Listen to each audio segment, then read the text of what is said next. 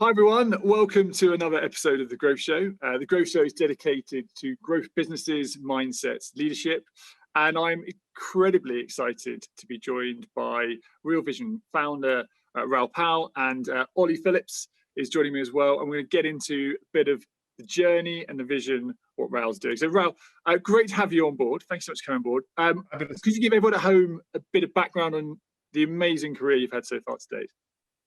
Yeah, my background was in finance, traditional finance. So I worked for a number of investment banks in the 90s, ending up starting and running the hedge fund sales business in equities and equity derivatives at Goldman Sachs.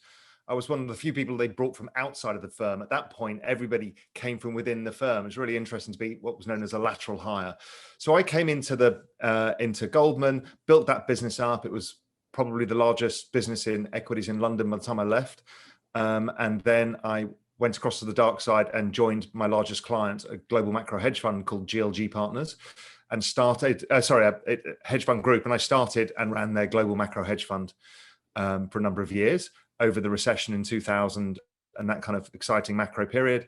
And then decided to opt out of the rat race and move to the Mediterranean coast of Spain in 2005, where I started writing macroeconomic and investment strategy research. Because I've been in the hedge fund business longer than most people at that point and kind of knew a lot of people, I thought, what's the best thing to do? There was a massive hedge fund boom, is to sell picks and shovels into the boom. And in that case, it was expensive high-end research. So I did that, and I still do that to this day. So I've been writing that for 17 years now. And it's one of the luckily one of the better regarded, research services. And most of the world's most famous hedge funds, sovereign wealth funds, asset management firms, read Global Macro Investor. And then within that, I had, and there's a good story behind it, but I had the crazy idea of starting a media company, of which obviously I had no idea. I'd never made a video in my life. None of the other three co-founders had either, but we just knew there was going to be a big opportunity. So I started Real Vision, and now we're based out of the Cayman Islands, although we have employees all around the world. We now run a kind of a global financial media business.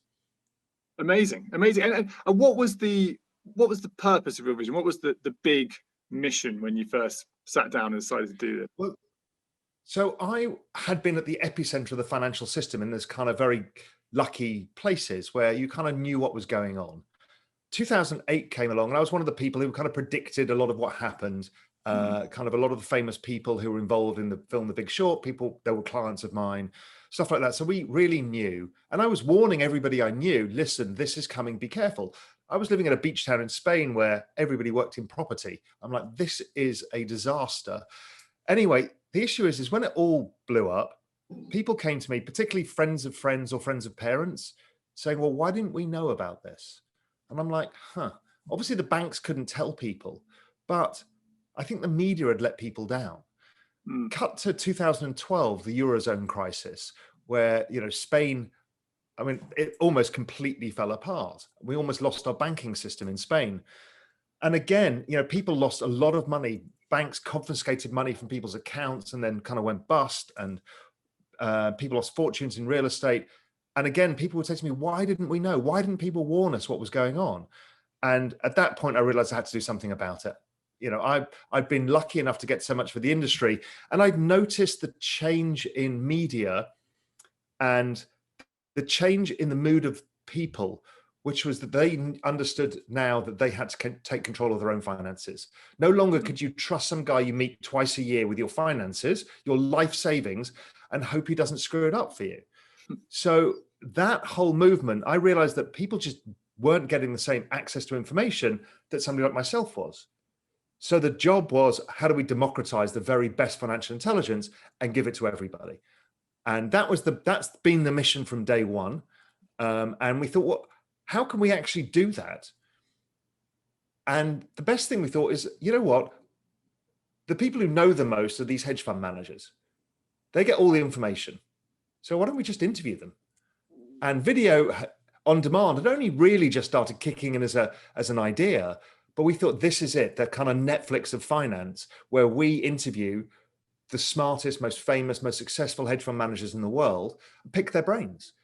How did they achieve success? What did they do? What did they learn from it? And then to pick their minds about what's going on now.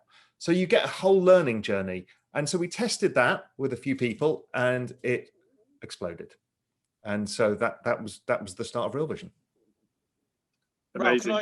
Can I just, Raoul, on that, I love that point, the democratization of information, the Netflix of finance. I've been scribbling away a couple of bits. Yeah, some of the three key areas I was hearing you talk around: transparency, authenticity, and trust. Like, what do you think the gap was within, I guess, those two segments? Because that was missing. All of them. So all of those parts were missing. So if you go back, it's difficult to remember this now because since Real Vision started, there's millions of podcasts have basically copied what we've done, and it's had a big impact. So we're now used to getting more information. But if we were to go back 10 years, it was CNBC and Bloomberg Television. So Bloomberg was kind of a bit boring, not really watchable. And CNBC is hair and teeth and suntans and makeup and people behind a desk, right? This is the big change. If you put a desk between you and the person, you actually break trust. What is more trustworthy is when you're having a conversation with somebody that is not in that way. So peer-to-peer was the big thing we stumbled across. So peer-to-peer immediately changes the trust dynamic. And the transparency dynamic comes out of that because you have a open and honest conversation. So that really changed the game for a lot of people. Now, not to say we invented that. I mean, people like Tim Ferriss on podcasts was doing this successfully early on. In fact, he came on Real Vision. I was on his podcast back in, I think it was his episode 65 or something, so a long time ago. But I saw that movement of podcasts as well and went, okay, this is exactly what we need. Brilliant. Just removing those obstacles that either degrade trust and ultimately build the transparency, right? Just create more and more open lines of communication so people can visibly see what's going on. That was a critical component of Real Vision for you. Yes, and even how we communicated with our members was always about this, oh, we screwed up, we got that bit wrong. We've always been very open and honest and made it like a two-way dialogue. And again, we'll come into that in a bit, but the future of media is not broadcast. It's even not Netflix. It's actually community. And people are only just starting to realize how disruptive community is for media, but it's changing everything. Yeah, I mean, Raoul, can I ask then, how did you find that sort of transition from, I love the philosophy around the community, but I would imagine that it was quite a different culture when you're, Goldman and then GLG, but maybe not. Maybe that was you. But how did you find that sort of transition from being in one of the biggest investment banks to where information was critical, you kept everything quite close to your chest, it was all about moving up the ranks, to suddenly like, let's just disaggregate everything, let's democratize all information and give it out to the market? So at a small level, for Global Macro Investor, I'd hold this annual roundtable, and it used to be in Spain, but since then it's been all around the world. And there's maybe 30 of us get together of the subscribers to Global Macro Investor and talk ideas. And I realized the power of that, which is an open dialogue about what I'm looking at, debating it all. And so I was very comfortable with that, and I knew it added massive value. So a lot of people are just GMI members just because they can come to that roundtable, and it's kind of life-changing for a lot of people, because they end up meeting interesting people. And I realized that networks were really everything. So GMI, it may be about my viewpoints on markets and stuff, but the reality is it's bigger than that. It's the network that it creates. And all those connection points create a robust network, and it has more value for everybody. Then back in 2000, when we just started Real Vision, so back in about 2014, I joined Twitter, which I hadn't done before. And that was the light bulb moment for community, because I went from nobody on Twitter to somebody on Twitter. And it was interesting because I'd been pretty well known in the industry, in my part of the industry. I'd never been on TV. I'd never been anywhere. And then suddenly Twitter allowed everybody to discover me. Yeah. And so I was being very open, very transparent, give as much to the community as possible, because the more you give from the community, the more you can get out of it. People don't understand that, but community is all about how much you give. And how reciprocal were you finding that was that experience for you? Because obviously you've gone from, maybe being quite closed into a small network to suddenly the global stratosphere of Twitter. Did you? I mean, did you? I presume you experienced the trolls as well as the the people that. Yeah, and also to be honest, myself and a guy called Lex Van Dam, we both made a TV show called $1 Million Traders for the BBC, where we trained a bunch of ordinary people. I ran the training for that with Lex, and Lex and I used to work together at Goldman and in GLG. Him and I started, particularly him, but I was kind of the big contributor, an internal chat at Goldman called Equity Euro Chat, and it became famous through the whole of Goldman Sachs, which was actually the start of all of this. I realized that you could write in a certain way that had the power to engage a larger number of people. And before I knew it, the chairman of Goldman was on Euro Chat, shooting the shit with us about stuff that we're seeing. And it was like, okay. So it was a lot of touch points on the way that made me realize that we could do something like this. Twitter trolling, at first, I thought, okay, how's the best way to approach this? I watched how other people did it, and I just thought the best thing is integrity. Yeah. Don't attack, be as neutral as possible, try and always add value. And people will then respect you, and call out bullshit when you see it by saying, look, this is unacceptable behavior. And even if you see it of people being unacceptable to others, it's now getting a bit too large for me. So I couldn't do it, but that's how I started. I was just pointing out, we did the same on Real Vision. In our community on Real Vision, just in the comment section, we would just say, listen, by all means disagree. By all means vehemently disagree, but don't use ad hominems, don't attack anybody, don't be rude. And people got the rules of the game. And I think they enjoyed it because it kept the quality of the debate higher. So you managed to develop a sort of self-policing integrity within your organizations, within your networks, within your communities that bred a positive outcome. As you know, all leadership comes from top down. So the best thing is lead by example. Great. And when you just one thing you said, as you got bigger and the community got bigger, you found it more difficult to maintain that sort of level of integrity, which then almost made you sort of say, okay, that's maybe not for me. But like, what was the tipping point for that? And what would you do anything differently around that, or not really? Well, it's actually when you're growing fast that it's difficult. Because what happens if you think, and we had this when you're scaling a business with your staff and culture within a firm, is you have a culture when you're 20 people, then you get to the stage where you go to 40 people very quickly. So each person now has to double the culture. And you get these periods when it starts with 7 people and it went to 45 in a year. Each person has to kind of reinfect 7 people with culture, right? That's a really, really hard breaking point. And it's the same when you're bringing new members on very fast. They all come with no backstory. They don't know the culture. So they come in and think, I can operate in how I operate in the outside world. And over time, the community tries to police them. But it becomes looser just by the law of numbers. Right, the law of numbers. Yeah. Okay, great. So, Raoul, how have you changed then? Have you changed as a leader? Because obviously, very, very different environments from managing a hedge fund to a media business. So, where have you changed? How have you developed? I mean, I've had to learn everything from scratch. I mean, it's been phenomenally difficult because you're not a leader at a hedge fund. I had like 5 people working for me. That's not leadership. Doing this, and at first it's easy as well. You start a business because you're all thick as thieves and you're all it's very egalitarian. And at some point you have to become the CEO, and then you start having to change your relationship with your co-founders. That's very hard. And then you actually have to learn, okay, I don't know anything about this. So I spent an enormous amount of time reading books, listening to podcasts, seeking advice from people I trusted, and, got it wrong a lot of the way. I didn't understand, because I'm very intuitive in how I see things. I didn't understand the value of processes for others. So I'm not a process-driven person because it's very intuitive to me. But that took me a long time to learn because I would dismiss it myself. And then I realized, why wouldn't things work? It's because I haven't got processes in. So I've changed so much. I can't even fathom it. And I continue to today, because as you go to new stages of business, you have to acquire new skills. I've just hired a president. So my job is now to let him go, give him strategic direction and let him run. Okay, that's difficult as well, because you're now having to change your relationship with the business. It's bloody hard. And Raoul, just sorry, on that point of changing the relationship with your co-founders and equally understanding sort of you're intuitive, whereas some people need process.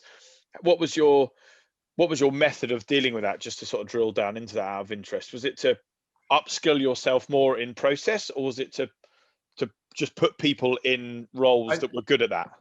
Yeah, I know what I'm good at, and I'm good at strategy, vision, forward thinking.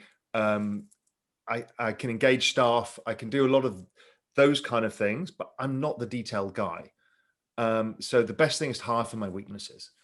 So it took me a while, but I hired initially a COO who was with us for a couple of years, and then he had to go back to the UK. He was the CEO of one of the telcos in Cayman Islands, English guy, Bill McCabe, and he really helped me kind of start to put these things together. And then eventually, as the business grew and we were scattered amongst New York office, UK office, stuff like this, I hired a chief of staff, Sam. She's amazing, and she just helped me help manage the business, even just in terms of communication, and then to try and get a really good CFO in and a really good head of ops in. Those are the kind of drum and bass of the band. The core of the band is what's super important, because without it, it falls apart. 100%. And in terms of like allowing to pass over the responsibility for the mood music, are you pretty good at?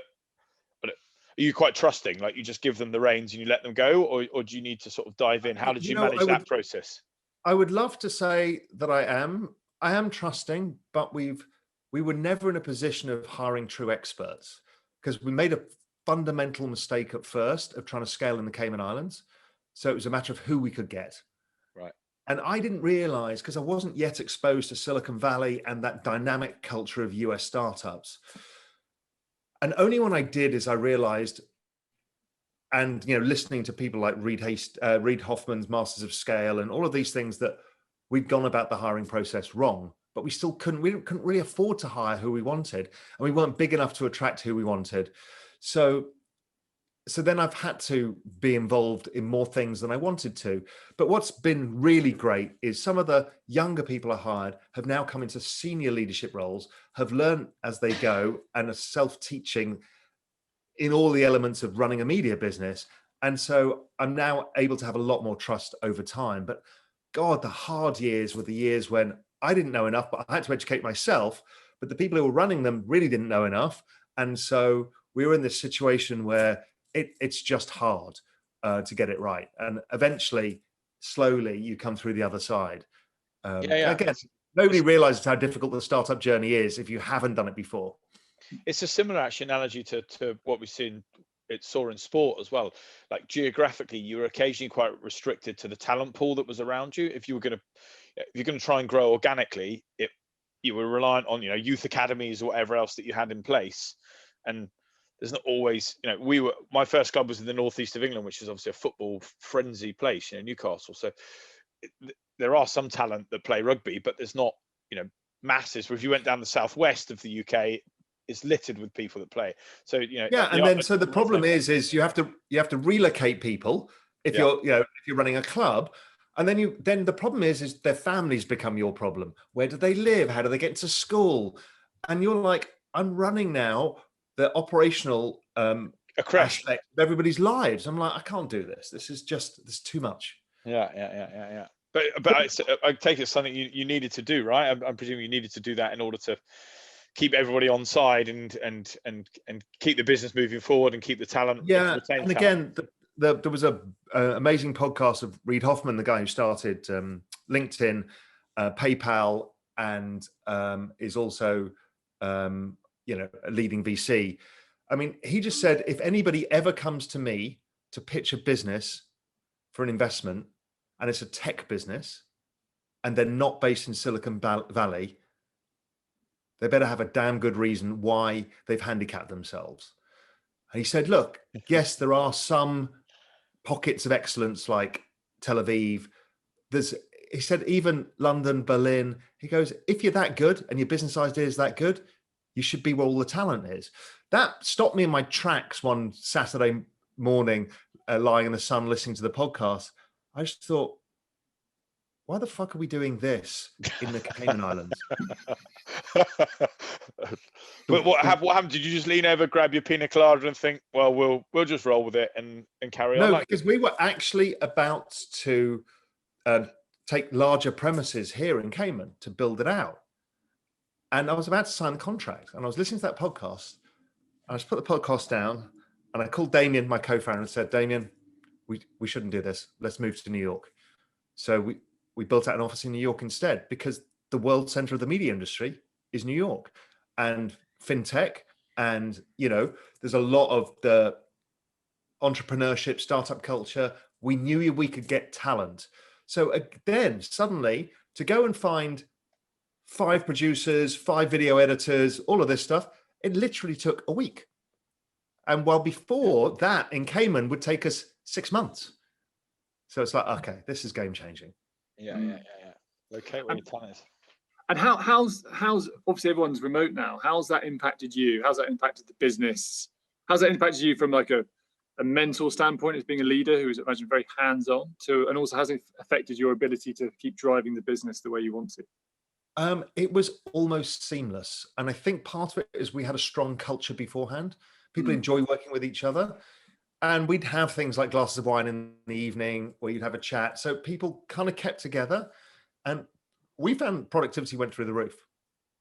I mean, the truth is if you think about companies like Google, they spend hundreds of millions of dollars building out canteens and gyms and rest areas and chill out.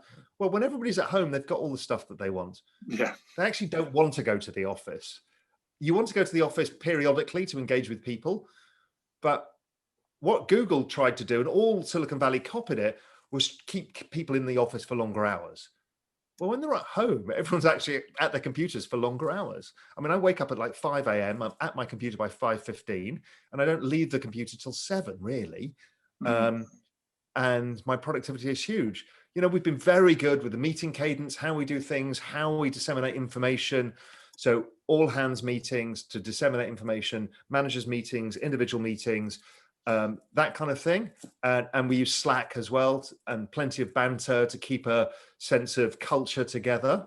And it's worked phenomenally well. And for me, I found it actually better because I would spend too long in my free time grabbing my chief of staff or whoever it was, the CFO, kind of planning things out, talking about things. And actually, this has been much cleaner because you're less distracted in what you do.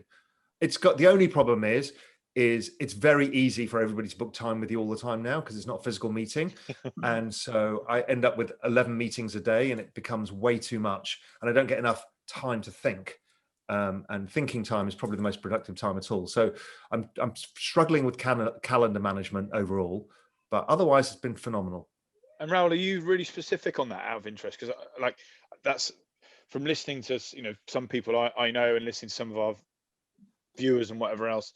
That is a big observation that they're all making. So are you very specific now on, and particular on, right, Wednesday, I'm making this up, Wednesday 9 till 11, that is me time, thinking time, and be unapologetic about that fact? Or do you still struggle with that? I still struggle because I've got a lot of demands on my time, because I do so much external content. I'm on podcasts and stuff like that. And so what I did do is in the first phase of COVID, I'm like, oh, whoa, this is way too much, because I was on calls from 6 a.m. I'm like, I need some time to myself, so, actually a friend of ours in Spain is yoga instructor. So I do yoga on Zoom, 7 a.m. until 8. And then I said to my assistant, nothing till 9:30 in general. So then I at least can actually just get a break, get some breakfast, have a cup of coffee, have a think, check my emails. I've usually checked my emails early anyway. They're kind of 5 till 6 kind of time. But I do that. I also block out lunch. I've never done that, but I do it because I need to walk away from my desk, because it's too easy for somebody to say, oh, can I squeeze a meeting in for lunch? I'm like, no, I'm not doing it. Unless you've got a damn good reason, I'm not doing that. And I'm usually wiped out by the afternoon. So I tend not to do anything after 5, just because my brain doesn't work after 5 o'clock. So I'm pretty strict with that, but not strict enough. And I recently got my assistant to put a spreadsheet together of all my time allocation, what kind of things I'm dedicating my time to have a look at it. And I realized that I was doing far too much content. And if I'm doing content, which is great because it helps grow the business, I'm not actually doing my job. A CEO part is to promote the business, but I need to spend more time on, strategic business development. So, I'm starting to reduce some external content stuff. It'll ramp up and ramp down, but I'm just trying to just get my balance a little bit better. I love that. I quite enjoy that sort of, I know, value diagnostic, or if you like, diagnosis of like, okay, where am I spending my time? How valuable is that? And ultimately, what little tweaks and changes do I need to make? I think that's a really great takeaway. Yep. So, again, it's, as you say, it's how you value your time. So we're not launching anything new right now. There's nothing going on. There's a lot going on in financial markets and stuff, but there's a lot going on internally in Real Vision and strategic stuff. I should be focused on that. Then if we're launching a new product and we need more publicity around it, then I should allocate my time to being more public again. I need to get better at thinking about time as an asset allocation and not just something I give out freely. I have a problem with giving out my time too freely, but it's what makes me approachable as well and what people like. Yeah, I love that thought process as a asset allocation. I think that is the perfect way to put that forward. One thing that I was interested in is you obviously spotted what new media looks like, and you spotted it early. I mean, that was a big early call from the first sort of interviews with Paul Tudor-Jones and pushing on from there. What led you down that path to see, and where do you think the future of media is going? Yeah, I think our vision originally is going to change as we're learning more, but originally we knew that the media at the time when we started this, particularly in video, was all about short form sound bites, advertising driven models, get as many pieces of content out there, clickbait. And we're like, this doesn't work for finance because people actually need to have some quality information. So we took a contrarian bet, which was long form analysis as opposed to short form and news. Because news we thought was a devalued commodity because I can get my news on Twitter instantaneously. Yeah. But I can't get enough analysis even on Twitter. It's 140 characters or 280 characters. So that was the realization. We knew that video was the way forward. We'd seen it, it had proven itself already. And we knew that video was basically going to eat the world and everybody was going to move to video. So that was the big bet, was video. Subscription model was the other big bet. We thought people were firmly wrong in what they were doing and that subscription models would win over time. So those were the two bets. What we've now realized is that content itself is now becoming homogenous. So, anybody can create content, particularly now in the Zoom era. And so you're then in a battle of, is my guest better than theirs? Is it more timely? Can I do a marginally better interview, right? That's actually not a great game to be in. The great game and where the entire media business will go is community. So if you are part of a community, you won't leave. If you can learn from that community and share information with that community becomes incredibly valuable. So for us, the future of Real Vision is about bringing together communities, not only the community we've got, but we're in talks with buying a couple of other significant communities to bring them into our community, have sub-communities, because everything in finance is a different community. There's, people on their learning journey, but in fact, everybody's on the learning journey in finance. Finance, there's no final outcome where, ta-da, I know everything, right? So it's a super engagement funnel. We just have to create the right communities for right people, whether that's investment advisors, whether it's asset management firms, whether it's family offices, whether it's beginners who need education, whether it's more sophisticated. There's lots and lots of different kind of networks of people. They're all disparate. So to bring those together and what we call the power of the hive mind is extraordinary. People haven't really, and people yet don't understand what we're working on and what we're about to try and do. But this hive mind thing where anybody can go down their learning journey and hyper engage in a community is a game changer, because that leads robustness, because networks don't have a single point of failure, which is the content, because everybody's creating their own content. So we've got the Real Vision Exchange and people are making their own videos, writing their own research reports. We're not involved in it. It's not like me leading it. They've got their own thing going on. They've got their own video shows weekly. It's incredible. And it's only just started. But Raoul, on that then, how do you, because you said earlier, you're sort of you act on intuition. So two questions I've got is, one, how do you create and cultivate and nurture that community is probably the first question.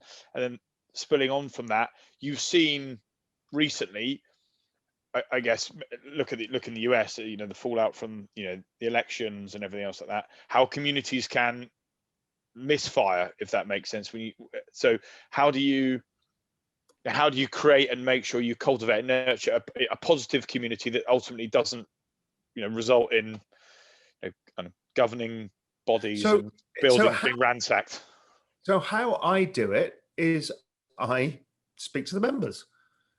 So I just do a piece of camera and say, listen, we've got this incredible thing. It's called the Exchange. It's the hive mind. Explain what it is we're trying to do and say, listen, it's a place for you guys to have high quality content without trolling. That automatically thinks, okay, I don't need to be that guy. You might be that guy on Twitter, but you're not, or that girl, you're not on the Exchange, because I've set the ground rules and said, listen, this is what we can get out of it. If you show them the value proposition of an amazing community, the last thing you want to do is screw it up. It's like if you live in a beautiful village, the last thing you want to do is go doing wheel spins around the village at 3 a.m. in the morning, because you're going to ruin your own village. So that's exactly that. And so the community is how we at Real Vision operate within it. We've hired a guy called Weston Nakamura, another ex-Goldman guy, who basically runs that community. And all he does is encourage people to make content and says, hey, listen, guys, you guys should make a video because you're talking about this. Who's an expert on this? Because this is happening in the world. Who's an expert? Somebody here's an expert. So somebody will write a post to show him, because people are shy, because they think Real Vision's about financial expertise and Raoul's the expert. It's not. We're all experts in something. We all have experiences that add to an understanding. So what we're trying to do is get everybody to feel less shy about showing their experiences, because everybody has something valid to bring to a discussion. Or if not, ask a question. If you ask a question, everybody's going to benefit from seeing all the answers. No, I totally agree. I mean, setting the ground rules, if you like, expectations is brilliant. And then equally helping people see or illuminate what good looks like and the critical outcomes as well. That's right. And as you know, it actually takes a lot of repetition, because people only see the message once, they kind of forget it. So you have to constantly re-message that until the community seeds its own culture, and then it can go where it needs to, but it's been seeded in the best way you can possibly help it. You can't direct communities, and nor should you. It should go organically where it needs to go. But if you can seed it right, and create a culture within it, you've got a chance of keeping a good culture. And do you do that within your organization as well? I mean, and that's a great analogy for the community that you build, but the actual people that are, driving, if you like, or managing the community, managing your business on a day-to-day. How do you actually sort of extrapolate that into your day-to-day? So we have cultural values, and Sam, my chief of staff, is really strong on this in helping me implement what it is to be a visionary, i.e. somebody who works for Real Vision. What are the core attributes that you should have? How should you think about things? How should you approach things? And then it's modeling that behavior from the management team, and even making sure that the management team model it in the right way. Now, some people aren't such a big fan of kind of that top-down culture, but I think, again, what you're not trying to do is turn everybody into a robot. You're just trying to give them a playing field. Just say, look, play within this, and you'll be great. And now go show me your skills. Yeah, and exceed on these things, and you'll do really well. And that's all I'd really like to do with it, as opposed to, when I turned up at Goldman, amazing cultural firm, but it was a bit too strict for me. It was the reason I really left. I'm like, I don't really fit in here in that way, even though, I did well and loved working there, and some people were incredible, but the culture was restrictive. You dress a certain way, you are a certain way, you do a certain thing. I don't want that. I want the opposite. But what I want diversity, but within this kind of a culture of competition and success, but also people who care a lot about each other. So I don't want a brutal sales culture where people just want to screw each other over. I want collaboration and a sense of mission, which is why mission statements, if they're real and true and honest, work really well, because everybody can rally behind that. because it gives them the true north. And without that, people go off in different directions. Well, interesting, because one thing, you're talking about Goldman, or some people relate it to the military, like they, not Goldman to the military, but the regimented structure, the process of, like, you have to talk a certain way, look a certain way, behave in a certain way, and as a result of that, that delivers results, because of the discipline and the rigor and the structure around it all. How you obviously, you just said, that didn't resonate with you, but how did you find that you sort of lost your way for a little bit, being outside of that regimented process, or how did you make sure you kept your discipline even though you didn't have to behave in a certain way, act in a certain way? I mean, I didn't realize the value, as said, of process. So at Goldman, I kind of fought it, but I didn't realize the value of it, that even it helped me massively. And, because I'm quite individualistic, and I didn't realize that. And that was one of the big realizations for me. It was actually a very old friend of mine, in fact, my oldest friend, I've known since I was 6. He's been very successful in business. And he was like, I was like walking on the beach with him. He came out to the Cayman Islands, and I'm like, I don't know what I'm doing. I mean, this is hard. Everything seems to fall apart all the time. He said, what are your processes like? I'm like, what are you talking about? And he's like, are they not all written down? And I'm like, no. He's like, okay, this is your problem. And that resonated with me. And then I went down the journey of trying to understand this. But and did you do that yourself, Raoul? Did you start to write it down, or I can relate to what you're talking around. So I'm wondering whether you outsource that to somebody else to build the process. I think people listening to this who because I find that, and it depends. Different people are different creatures. I find that if I write down a process, I'm now responsible for it. So I have to police it every minute. It's better that the people who are involved in that process, let's say the video editors, that they write their own processes, agree to them, and then adhere to them. So they own it. Because if I own it, it's my problem. And that was a problem of mine for 4 years, maybe 5 years at Real Vision, is I owned up everything in the end. So all the numbers, I own them, because I hadn't figured out a way of getting them to understand what ownership meant. Yeah. And that takes time. Again, it was a function of having relatively junior staff, not having people who's super experienced, but you get there over time. Great. Yeah, that is super stressful. Carrying that all on your shoulders there. I mean, funny story from our point of view is when I met up with Ollie and I was talking about the growth show, first things I said was, I want to be the Real Vision of leadership development, right? And I think you had a rule to start with, which I'm going to throw back at you, where everyone we interview, we ask for 2 recommendations of other interesting people. Because I think I remember from some story, that's how you started. So sorry that we're coming for you after this chat on that. And I think you casually say community, but that is such a hard thing to maintain and build, and it's not a quick thing. It's it's a trust game, and it's built on relentless consistency of it. So I mean, hats off to you, because I do agree, community is everything in the future, but building and maintaining it is much harder than people make out. Yeah, and this is the reason why platforms have become so valuable, is because it's a place for community. So Metcalfe's law, which is the law that governs the adoption rates of networks, it works in social media. That's why these businesses are worth so much money. Most media hasn't figured this out yet. Even all the podcasts, the big ones like Joe Rogan, right? Joe Rogan's probably the biggest show in the world in any media format. No community. I'm like, wow. I mean, most of these don't have community. Almost no podcasts have any meaningful community. Almost no television has a community.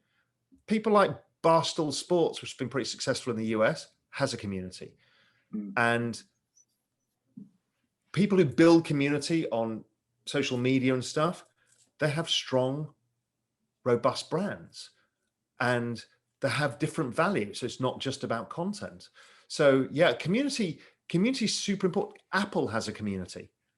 Anybody who's an Apple user actually feels part of a community, just in the way also, how they tie you into all their products, you become part of their world. While Android and Google don't have a community, but what they've got is the network effect of all the people using it. So, it's very, very interesting, the power of community. Yeah, and I can't let you get away with mentioning Metcalfe's law and not quickly touch on Bitcoin here as well. you're famously irresponsibly long, which if anyone who Googles you will find out. What's your view on Bitcoin, and especially from it being adopted by businesses, either in its treasury or in how it's paying staff? What's your views there? It depends who you are. I mean, we put Bitcoin in the Real Vision treasury just because we like it and we think it's going up. We don't have a lot of cash to spare, but we put a significant proportion in, sort of 10% or so of our cash, because, you know, we've built a crypto channel, we believe in its future, and it's a statement that we believe in it. Because which is what to prove trust. So that is one way of showing trust. But I think that over time, more corporations will use it, because a lot of corporations, people like Apple, have so much money on their balance sheets. And the world is a complicated world in terms of currencies, devaluation currencies over time, and also, more importantly, zero bond yields. So you run a whole bunch of cash, it becomes harder and harder to manage over time.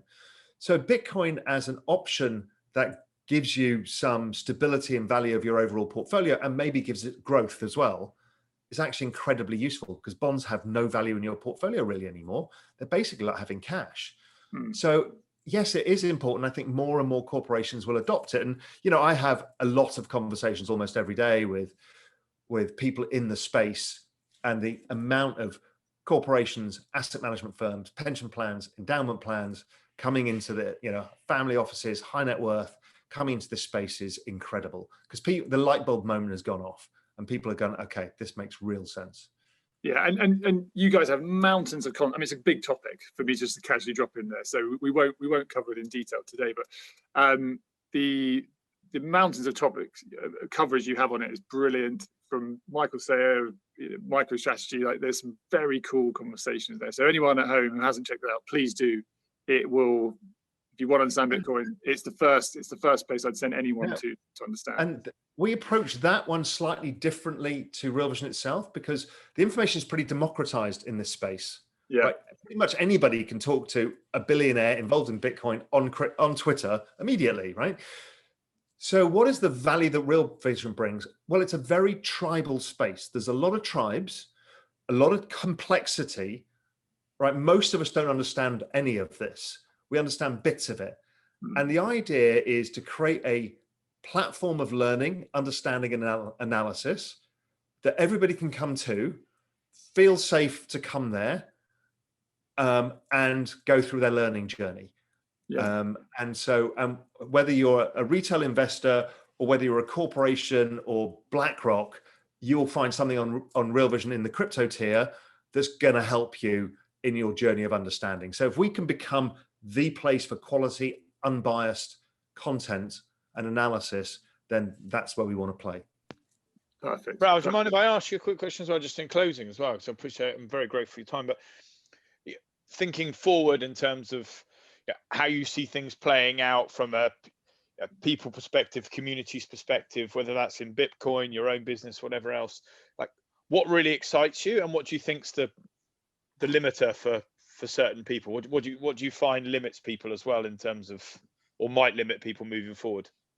I think a lot of people, I think building community is hard. As we talked about, it requires trust and it requires adding value endlessly. People don't realize that people want to extract value quickly, create community, monetize it. It's not. It has to become a thriving community. The future actually is something bigger, and we talked about this off camera briefly, is that monetization of communities is going to change the world. You know, sportsmen have huge brands. How do they monetize it? Sponsorship deals, which is pretty clunky. If you have a community, then you can have a token. The digitization of an influencer as a business is huge. You know, whether you're, let's say you're a football club, great example. You have a network effect because you have this thing, it's like a super black hole that people, you know, worship their clubs and they want anything to do with it. They want to invest in it. They want to be part of it. And shares are clunky instruments in the way that you can have smart contracts and tokens that if the club wins, you get a share of the earnings. If something happens, there's so many things that you can even put betting within the actual ownership structure of the token. So I think this is just the start of the power of community. I think community is almost going to become everything. Yeah. And he who controls the largest, most engaged community controls all the money. The biggest democratizer of information will ultimately well, because then if you think about it, broadcast networks, the whole old structure goes, because it comes completely fragmented and completely disintermediated, and that's incredibly powerful. And you are seeing it. You are seeing the power of some of these sports stars.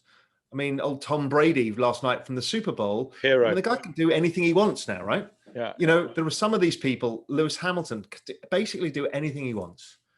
But is that's not necessarily from them creating community? That's just from them excelling in their position and fostering a culture of belief around them and their team and their organization. Do you think, or if they don't create community, they create no value except for themselves from their payment for being a sports,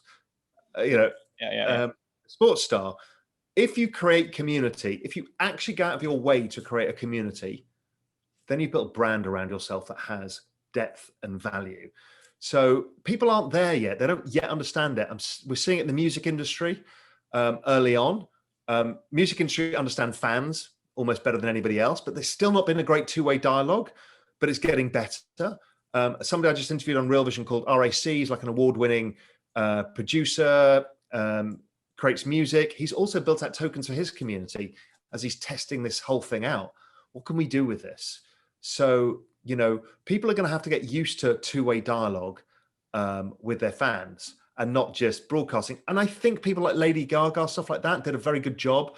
Taylor Swift did a good job. A bunch of these people have been highly engaged with fans, and they've used Instagram or whichever chosen platform to do that.